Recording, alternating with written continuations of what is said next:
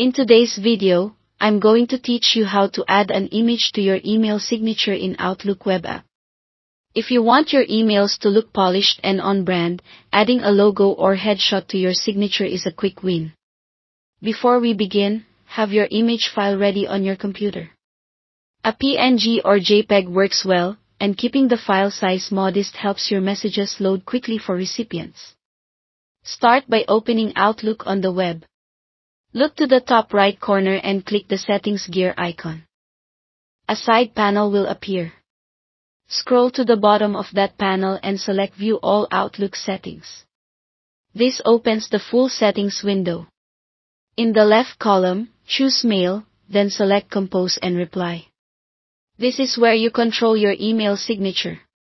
Find the email signature box.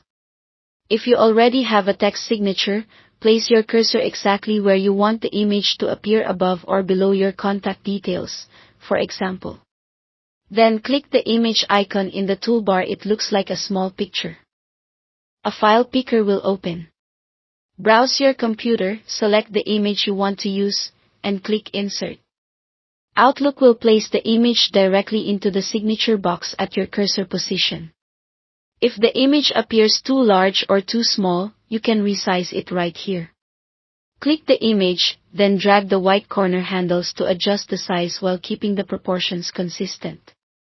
If you see options such as picture or size, you can use those for precise height and width.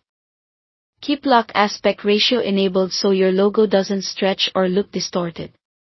Some versions offer preset sizes like small, medium, or full size, or a best fit option. Choose the one that looks balanced with your text.